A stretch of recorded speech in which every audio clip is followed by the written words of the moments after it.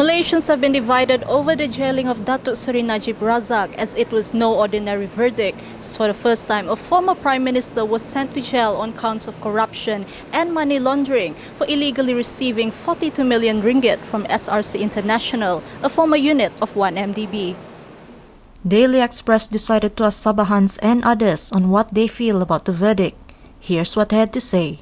Okey, sebagai rakyat Malaysia, hukuman yang telah diberikan terhadap mantan Perdana Menteri merupakan satu kejayaan yang besarlah bagi saya sebagai seorang rakyat, sebab jenayah yang dia lakukan tu merupakan suatu benda yang saya rasa tidak boleh dimaafkan, dan efeknya bukan sahaja melibatkan satu dua orang rakyat tapi keseluruhan rakyat Malaysia.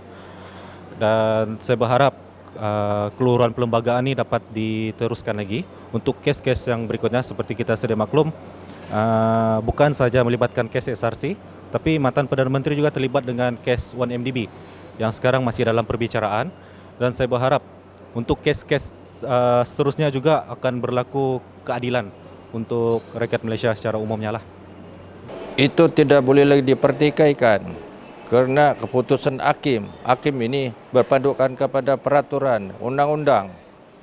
Kalau rakyat itu mempertikaikan, itu rakyat bukan semua tahu itu undang-undang.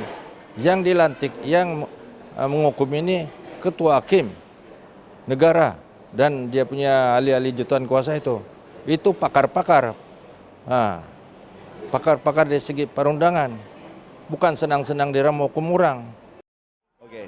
Okey, saya sebagai penyokongnya kan, ya.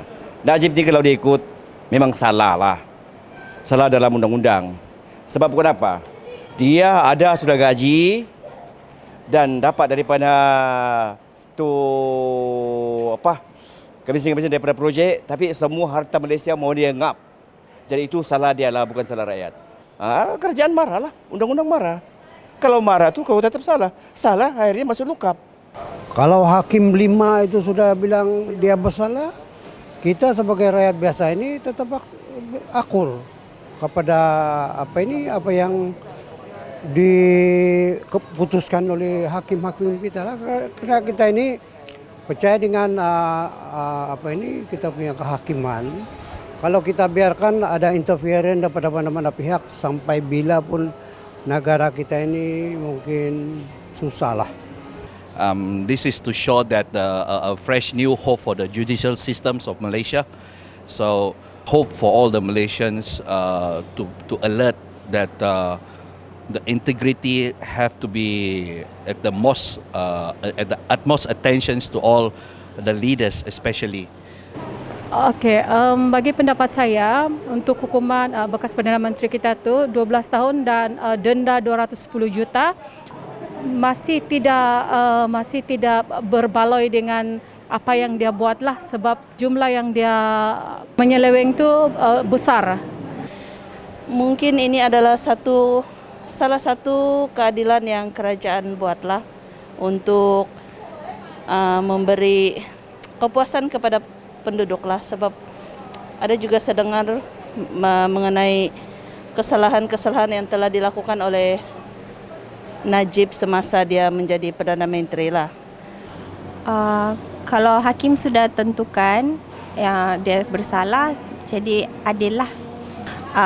Harap lebih banyak pemimpin yang berintegriti, adil, berjiwa rakyat lah. Saya rasa kasihan juga lah, tapi apa boleh buat, saya rasa dia banyak betul salah Pak, saya rasa. Banyak bukti sudah kan. Kalau saya hakim mana boleh lawan sudah. Setiap manusia ada salah punya, begitulah. Dia pernah buat kebaikan, dari segi kesalahan, itu dari pihak hakim lah. Keputusan mahkamah tidak boleh dicabar. Lepas itu hakim semua profesional punya,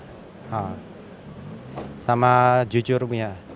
However, while most saw it as a positive message for the people, a few felt the sentencing was too harsh considering the contribution he has made during his governance. Kesian juga, ada belas membabitkan dia salah, tidak mau juga membabitkan dia tidak bersalah. Tapi atas dasar kemanusiaan memang kesian juga lah, sebab dia sudah tua kan apa semua. Itulah pendapat saya. Kalau saya Tak patut betul. Tak patutlah dia kena sebab selama dia memerintah pun banyak dia tolong sama rakyat. Kalau pendapat saya lah. Lagipun macam contoh macam BRIM kan itu semua daripada dia. Jadi enggak patut, kalau saya memang enggak patut lah. Memang enggak patut dia kena hukuman begitu. Bagi pendapat saya itu cuma tidak adil lah bagi saya. So disebabkan kita boleh pertimbangan lagi lah. Mungkin dari segi dari pemerintahan ketika dia jadi Perdana Menteri lah. Kalau akulah, kan banyak juga orang yang bikin salah kan daripada dia. Kenapa tidak dapat tangkap? Kenapa si Najib yang tangkap? Itu macamlah, kan? Saya tidak, bagi pendapat saya tidak setuju.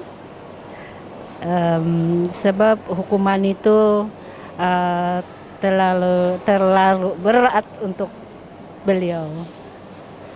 A kind of sad thing for me. I'm like, okay, so I saw that. I'm like, okay, as a father, as a grandfather, maybe he did something bad in the past, but he still like take the responsibilities of it and still, like for the family and for his own sake.